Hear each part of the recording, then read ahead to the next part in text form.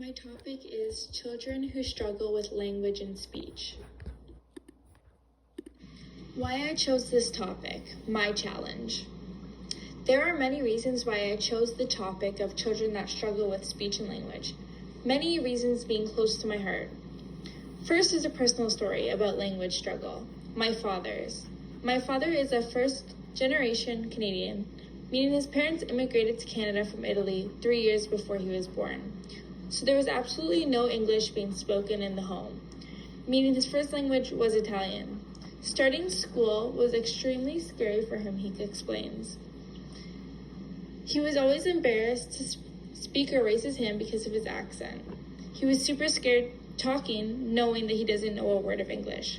So it was hard to make friends and get engaged in class. Unfortunately, my dad attended school in the early 70s, when there was no ESL classes and no support for children with speech and language challenges, which means he had no extra help with his language.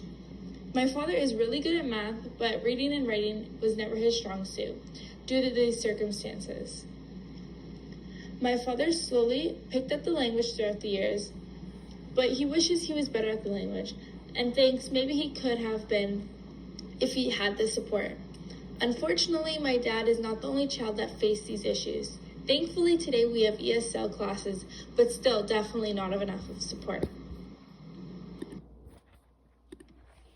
The outcome/lesson. After hearing my dad's story and doing immense amounts of research about this, my question is, why isn't speech and language pathology services more accessible, seeing as over 10% of children have communication disorders?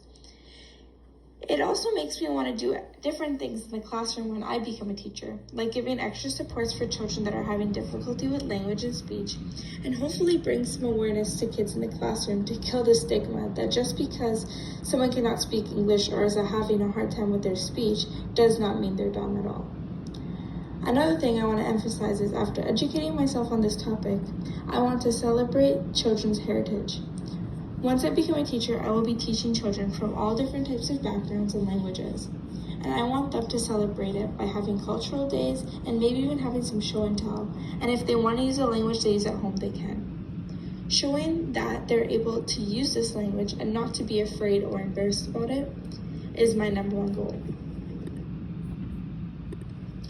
My connection to the community.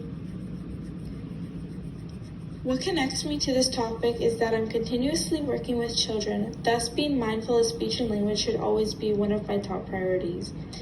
The value I have pertain to every child deserves support and resources.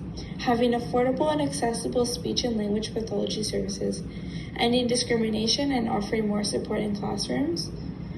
My views are probably the same as most parents and guardians and other teachers, so maybe if we could build a nonprofit together and maybe we could fundraise for the community for speech and pathology services in the neighborhood.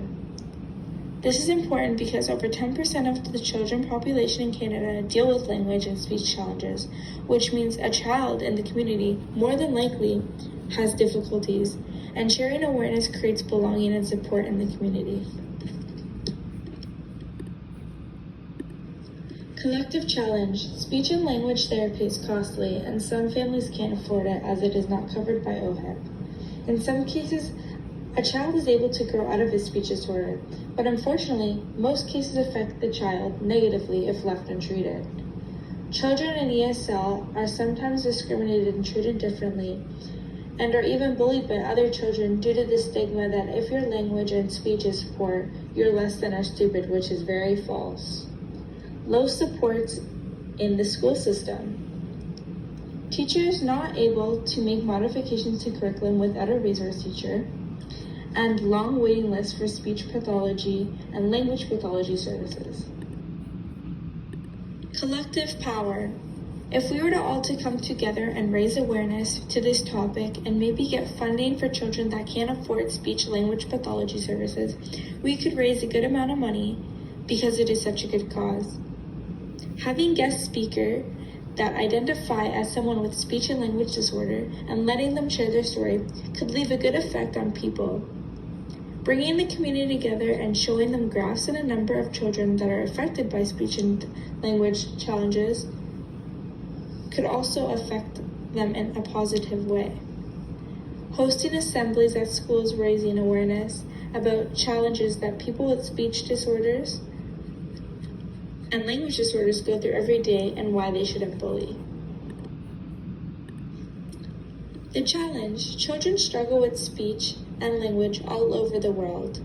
5 to 10 Canadian children struggle with their speech and language, and children that don't struggle usually struggle with their language. 63% of Ontario's elementary schools are ESL learners.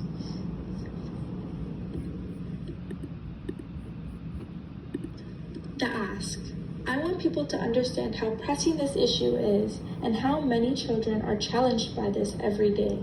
School and socializing should be a happy thing for a child, but unfortunately, when you are having trouble with your speech and language, that can become frightening and sometimes so traumatizing.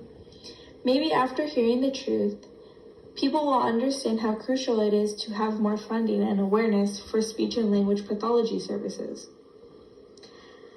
Next, the action will have a great effect in the long term. If we keep pressing this issue, hopefully within the next couple years, the government will fund all speech and language pathology services. Getting more people involved, getting signatures, is a key way to get to the school board and government involvement. The hopeful outcome. My dream for the community is that every child should have access to speech and language pathology services if they need it. No child should ever have to be put on a waiting list or denied due to how minor their challenge is. Children should never have to fear to learn or socialize due to a language or speech challenge ever again. Finally, a good outcome will be no discrimination or bullying to children with these issues or ever.